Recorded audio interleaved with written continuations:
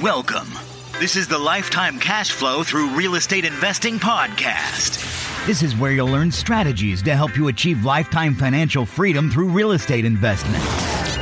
Your host, Riyad Khleif, has owned over 2,000 homes and apartments, and he brings experts in all aspects of real estate investment and management onto the show.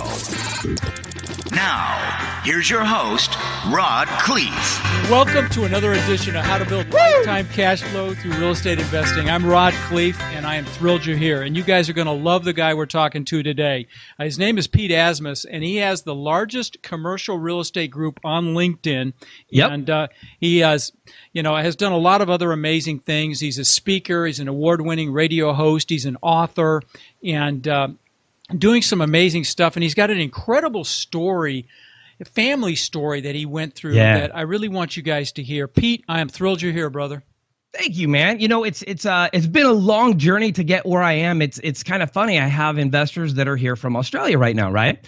And they actually flew in and they're here for a wedding. They're not here to visit me, but it's like, man, if you're in town, I want to hang out with you. And so we started hanging out and talking, and we were really talking about family last night.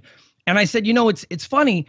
To me, I want to be so much farther than I am. Like for me, I just don't feel like I'm farther or where I want to be. You mean successfully?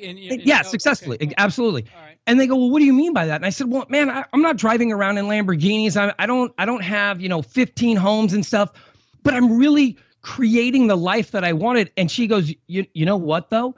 The reality is when somebody watches you on Facebook, they see you have 4 kids. You bring your kids with you everywhere you go. You're all about family. Like you have the ability to do whatever you want with your family. That speaks volumes over driving a Lamborghini. And sometimes it's hard to adjust to that because we all have this idea of what success is, right? And so we constantly judge ourselves against other people. And most of the time it's you're judging your, chapter 1 to their chapter 15. You know what I mean? Right. But when we're looking at ourselves, how do we know when we made it, right? How do we know when we've achieved where we want to be? And what does that really look like? Does that make sense? Yeah, sure. So I mean, are you asking me? Because I'd love to answer that question. I am asking you. How do you do that? I think it comes from having goals. It comes from knowing what your why is. But like Tony Robbins says, success is one thing, but fulfillment is another. And I think you've got fulfilled handled, brother. And I want you to tell my listeners your story, okay? Because the story about your children and the beautiful pictures I saw, please talk about what happened to you. Not a problem, and your man. Family.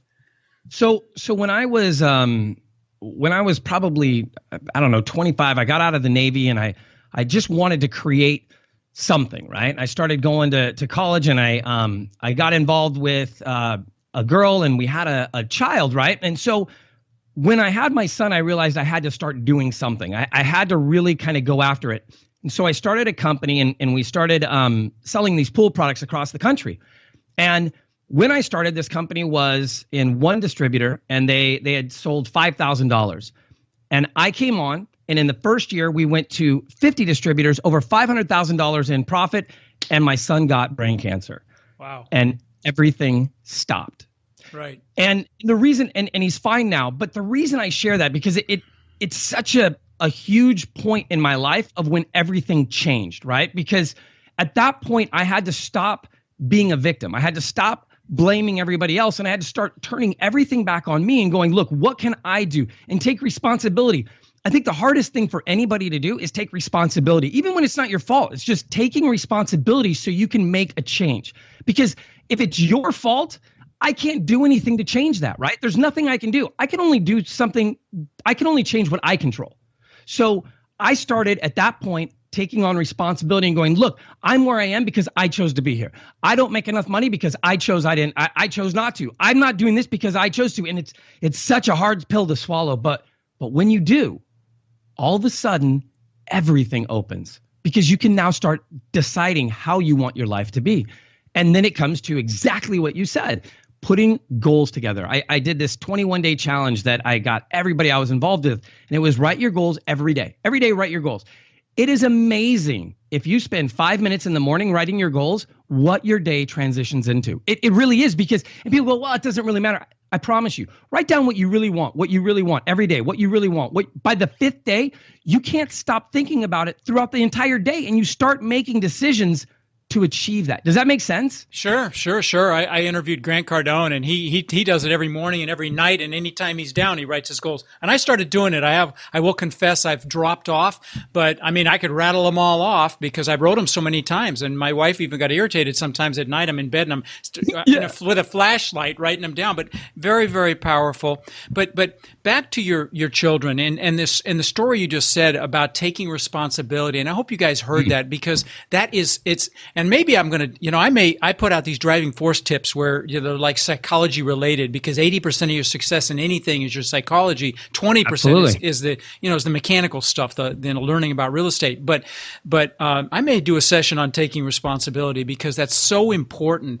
When you own your life and you own, your destiny, it's freeing, and you're able to push forward, and you're not blaming, and you're not whining, and you own it, and you're right, it is a hard pill. I want to hear. How about this one? Yeah, make decisions based on who you want to be, not who you've become.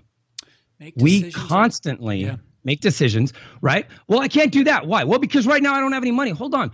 What about if you started thinking about where you wanted to be? What if you started making decisions based on the person you wanted to be, right? Because here's the thing, it's so jacked up. If you start making decisions based on the person you want to become, guess who you become? That's right. You become that person, because that's the decisions that person makes. That's right. It's so weird, but like you're saying, it's all mental. It's all about understanding and seeing that you can do it. And then the biggest part is this right here. This is the biggest step that people don't ever do. All right. For those of you listening, he's got a tattoo that says, "So make something happen." Go make something happen. Go make something happen. Go make something happen. Exactly. Just do it.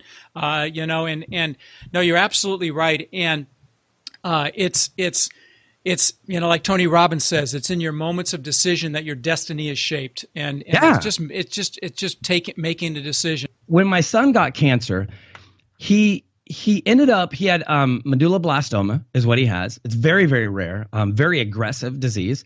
He got put into a class of 40 kids in Loma Linda University, which is a great hospital here in Redlands, California. And out of 40, he was one of 2 that survived.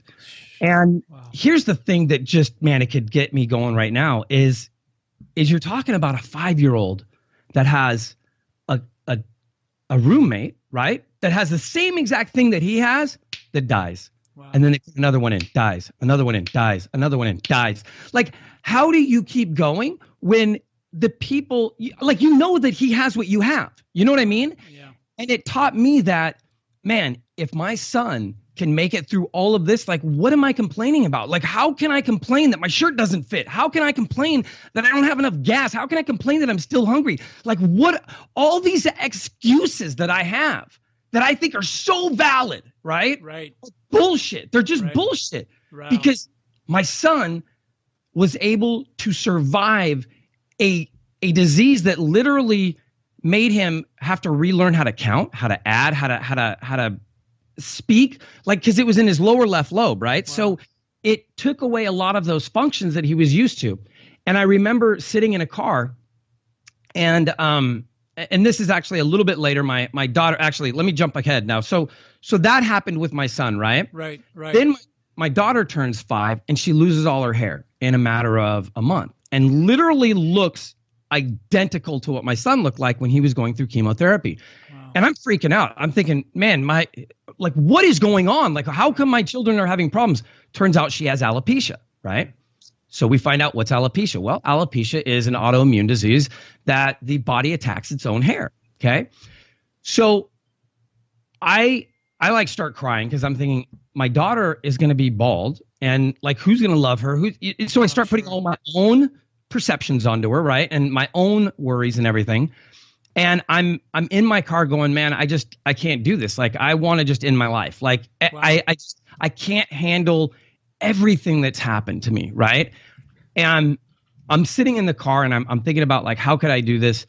And all of a sudden I think about my daughter going to college and my daughter graduating high school, and I just start crying. And I realize that I can't end, right? Right. So at that moment, that's when I realized I had to go make something happen. That's when that got tattooed on. That's when I realized that I couldn't blame other people. I couldn't, like, everything that was happening, it was all my fault. And I had to accept it at that moment because there was no other choice. There was no other opportunity. I'd done blamed everybody, and I was sitting in a car wanting to kill myself. So that choice didn't work anymore. And at that point, I went, it's my fault. I am where I am. And if I want to change it, I've got to do something about it. And that year, I lost 100 pounds. I went from 260 to 160. That year, I started my own business. That year, I had a child. I mean, I literally blew up my life so I could rebuild it and put it back together. Does that make sense? No, it makes total sense. And it's like that Tony quote, it's when you make a decision. But in your case, and sometimes people have to get that incredible leverage. And I'm sorry that you went through that, but sometimes there's a lot of people listening or watching that, are afraid to make that decision, afraid to make that move. And sometimes you need incredible leverage like you had to come to the realization of not only what's important, but what you're going to stand for and what your mission and purpose in life is going to be and how you're going to add value and give back and and to take total responsibility, like you said. And that's why I really wanted you to share that story because it's so incredible. The next book I'm writing is called How to Create Unbreakable Habits to Become an Unmistakable Success. So one of the biggest things that people always say is failure is the ladder rungs to success, right? Right. Hey, on my way to success, I had all these failures, right? Right. Yeah, I've said it because I've had lots of them, but you've got a different perspective, I hope. Well, let's think about this because here's what I think a lot of people do. They overlook the simple facts. What about when we fail and then all of a sudden we go, nobody understands what I'm going through? What about I watched the show Walt Before Mickey, right? It's out on Netflix, just came out. Walt Before Mickey. I had to stop watching it like 5 times because it freaked me out so bad watching the show because I was like, that was me. That was me. That was me. Okay. That was me. Like you have no money. You're on food stamps. You're begging for this. You're begging for that, right? And everybody always thinks when you're successful, oh man, you were just giving it. No, what are you talking about? Like I had to crawl through hell, it seemed like, to get there. Right. And when we're in the middle of it, we never understand that we're in the middle of it, right? We just go, oh, this is working. We don't see it. Yeah, it is working. You're learning what doesn't work. Keep going. Don't give up. And everybody does it with real estate too. I did this. It didn't work. No, it did work. It showed you what didn't work. You learned what you don't want to do next time. You learned who isn't good. Yeah, but I lost money. So you learned a lesson. Absolutely. Stop looking at it as giving up. Don't give up. Keep going. I call them seminars. I call them seminars, and I've had some real big ones, and everybody has them. And as long as you learn from them, you're moving forward. And 08 was a $50 million seminar. It was a big one. I've had quite a few of them. Bigger ones. Yeah, I know they did. Whole countries, had seminars. That they went bankrupt. But anyway, so what. I always like to ask this question, and especially for somebody like you. So, what drives you now? What is it? What makes you jump out of bed? What makes it happen for you? What's the psychology? What's the 80%? One of the things that, and we were kind of talking about this a little bit before, one of the things that I wanted to do is provide solutions for people, right? I learned how difficult it was for me to get where I was, right? I mean, I knew how hard it was. And so what I wanted to do is find solutions for me and then build out a platform where I could reach other people and help them get the same solutions and the same results that I was getting. And that's kind of why I built the platform that I built, because I wanted to create that, just like you with the radio show, right? The reason you do the radio show is, I had one too. I know you want to reach people. You want to impact their lives. You want to change their lives. And you want to be able to connect with the guests that are coming on, because now you have power and influence, not power in a weird way, but power in a great way, where you're able to make a call. And if there's something going on or an opportunity, you can kind of piece things together because you become a platform that allows things to connect, right? Like your listeners who want to invest in real estate with you. Well, they found that as a platform to be able to connect with you. Does that make sense? No, absolutely. We talked briefly before we started recording, and I know that you do training where you bring people in, and this is a great thing for you guys that are listening, that want to syndicate your own deals, and you use training as a platform. And could you speak to that? Because I think you've mastered it. So one of the things that I wanted to be able to do was offer opportunities to people, right? I wanted to be able to offer opportunities to private lenders, and I wanted to be able to offer private lenders opportunities. Well, the best place to be able to do that was putting on a workshop where we do the underwriting workshop and we teach people literally what we do, right? We do a very extensive underwriting process. And so my idea was 3 people can benefit from this. 1, people that want to do deals in California. Look, if you're looking to do a deal in California and you want to get 100% funding, well, if you come to our workshop, you're going to learn how we underwrite and how to get us to say yes. If, however, you have money and you're like, look, I've got 50 grand, but I don't know how to underwrite a deal. That's the scariest part for a brand new investor. I don't want to throw my money away, right? And an uneducated mind says no. Somebody that has questions says no. So confused says no. Our thing is, let me make it clear. Let me show you step by step what we do so you can follow along, see all of the, for instance, we get a full bid. Then we have a third-party appraisal, and we pay $1,500 to do it. Gerasi Law Firm, who's the #1 law firm, does all of our JV contracts. So we have a lot of, and transparency is our biggest thing. You get to see everything that happens because that's what it's all about. And you train this at your workshop. Yeah, So you're bringing investors in, and guys, take notes here because you could do the same thing. You bring investors in and you train them on your due diligence process, on the steps you take when you're analyzing a deal, and by the very fact that you're training them, you're selling them. Frankly, I mean there's no better sale than when you're educating somebody. So bringing your investors in, you're teaching them how you do it, and you're going to get a lot of them that don't want to do it that will join you and invest in your projects. It's a brilliant strategy. Yeah. So no, love it. It's all Absolutely about just love putting it. people together. You know what I mean? And the thing was, some of the deals that we come across that have these really big ROIs, you can't get into if you've only got 10 grand or 20 grand. So my thing was, man, if I could help the newer investors, the smaller investors be able to get into a deal that has a great ROI, I'm really doing 2 things because now there's our marketing, right? So think about this. You want to grow your syndication. You want to get more deals done. You live in Alabama and you want to just grow your market, right? Well, if you started having meetings and you brought investors in and you started partnering them up on these deals, and now you had 10 people in a deal instead of 1, and the deal goes well, now you have 10 people singing about you instead of just 1. And that was my thought. How do I grow grassroots quickly? Well, it's by getting everybody a great return. And it's all about integrity. It's all about doing what you say you're going to do. Absolutely. You have to do what you say you're going to do because this is a very transparent world anymore. And you screw up and you screw somebody and you're done because that's right. It's on Google forever. And so no, there's an opportunity in that Well, actually, that's the wrong way to phrase that. Because the transparency's there, you can seek out the successful people, and you have a lot more resources to do your vetting when you're looking to invest, like you're describing. And you can Google me. That's the best part. That's my favorite thing to say when somebody goes, "Do you have a business card?" Yep, Google. Yeah. Just Google my name because you're going to do it anyway, right? So let me help you. Google it with fraud. Google it with bankruptcy. Google it with all these nasty terms. Google my name with it because the best part, nothing comes up. I've done everything the right way. I've treated my people right. So it's an awesome thing. No, that's great. So why real estate? I mean, tell your story. I think you started in mobile homes. If I heard right. So my grandma was really big in real estate. She ended up buying all of her neighbors because she wanted to control the noise, right? And I've always heard real estate was, where it's at. So when I got into real estate, I had gone to a seminar and I paid $35,000 to learn how to do mobile homes. And as I was doing the mobile home, $35,000?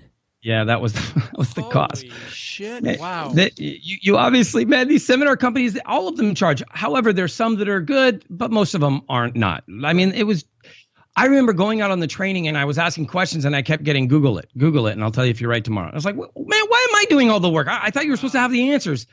By the end of the first, I think, year that I was doing it, they ended up bringing me in to start teaching because I learned how to do it and I was doing it. And from there, it just kind of went on. I realized that I loved teaching and I loved impacting. That's really what I love being able to bring people out and show them something that they can do. And I was able to change their lives. And I've wanted to do that ever since I've done that, ever since I did it 12 years ago. And I've been doing it ever since. So for the people that are listening, obviously you've been around the whole seminar circuit and all of that. So what kind of a person do you think is best suited for real estate investing? I mean, what traits should that person have, or what should they learn if they don't have? Well, okay, I guess with investing at all, you're going to have to learn that everything is going to happen. Everything is going to be delayed. You're going to be told something and it's not going to happen. And it's not that people are lying to you. It's just the reality is things get delayed. Things happen. And you have to learn to roll with the punches. I think if you want to be an active real estate investor, that's much different than being a passive real estate investor. Sure. I think that everybody should have real estate in their portfolio. And I think the number one thing that you need to move to is owning doors.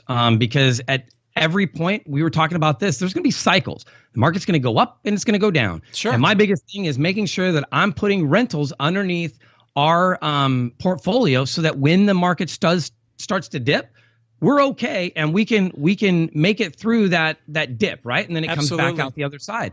So it's about being prepared. The same thing that we do with underwriting, right? You hope for this plan, but you plan B and plan C and plan D. What will we do if this doesn't work, if this doesn't work, and if this doesn't work? Absolutely. Once you have all those things, you move forward.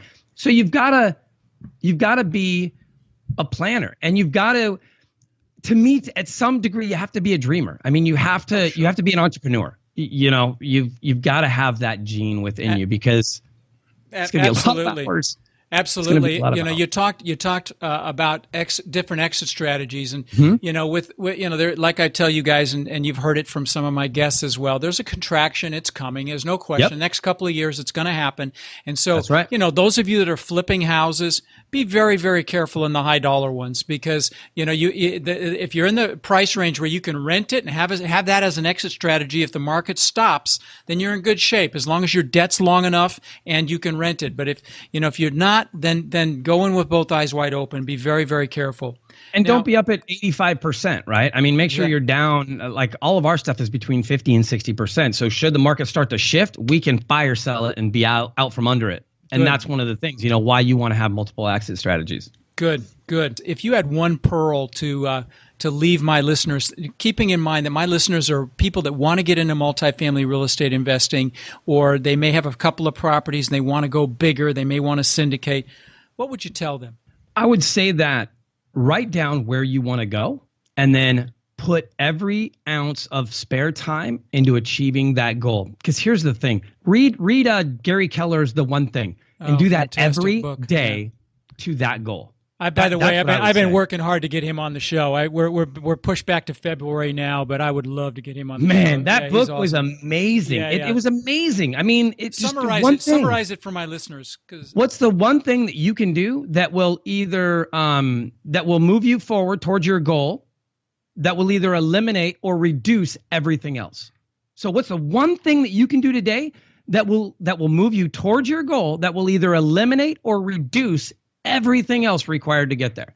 And if you just keep taking those big things and you do one of those a day, man, in no time at all, I'm telling you, you're gonna be where you want to be. It's it's like that do the 20% that'll get you the 80% traction. Yeah, it's along the same lines. It's a fantastic book. How do you define success? What's success for you? Success for me sometimes I think is different from what other people look like. And I think that's what I was kind of having a problem with the other night when I was talking to my friends. Was success has always been for me to be able to have my kids around me all the time, and to be able to do whatever I wanted to do with them, and to buy them, not whatever, like not spoil them, but we go to Disneyland, we're going to spend $200 or $300. It just is the way it is, because that's churros are $15 a piece. You know what I mean? And not go, okay, we've got to pack all these lunches because we're going to go, to the park, and I wanted to have my family do whatever we wanted to do and not have a stressful life. And I have that. So awesome. I may not have, $50 million in the bank like some people do, but I've got $100 million in love with my family. And I know that sounds weird, but it's true. No, I know it's not weird at all. And it speaks to achievement versus fulfillment.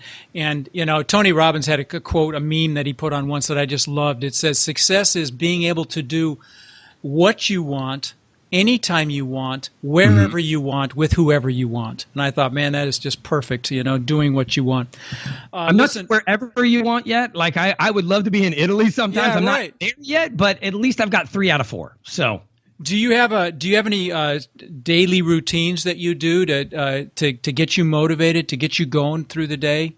Write my goals in the morning. My kids all write their goals in the morning awesome. From since they were 3 years old. Before they could even spell, they knew how to write their goals. Like they just copied and traced whatever. But writing my goals, and I get on the gym. I'm on my treadmill. I basically work from my treadmill in my garage. I would rather be walking on a treadmill than sitting at a desk. It just doesn't make sense to me if I can do multiple things. So that's really my routine and picking my kids up, man. I get to drop my kids off and pick them up from school every day. Every day. That's fantastic. I interviewed Frank McKinney, who's an author that built the big $40-50 million homes on spec in the east coast of Florida. And I was so impressed with the fact that every day, his daughter just went to college, every day he walked her to and from school. And to have that is just such a gift. And cool. You talk about fulfillment, that absolutely is a gift. What's your favorite quote? My favorite quote is, I'd have to say it's probably Albert Einstein's. The greatest optical illusion is that of separation. Man, you got me good too. I've got so many. I love quotes. But that one I love the most because I think it pertains really to the entrepreneur. The greatest optical illusion is that of separation, meaning whatever we want is really right in front of us. It's just about us being able to see it. Fantastic. So how do my listeners get a hold of you? They can go and Google my name, Pete Asmus, Peteasmus, or they could go to the Turnkey Investor and look me up. Okay, fantastic. Hey, brother, It has been a lot of fun. You are a riot, high energy, and I hope we can stay in touch. Man, we will do that. Thank you, Rod. Yeah, all right, buddy. Have a great day, man. See you. Bye. Thank you for listening to the Lifetime Cash Flow Through Real Estate Investing podcast. If you've enjoyed the show, please subscribe and then take a moment to visit iTunes and leave a 5-star rating and review. For more resources to connect with us further, please visit our website at lifetimecashflowpodcast.com. Tune in next week for our next show.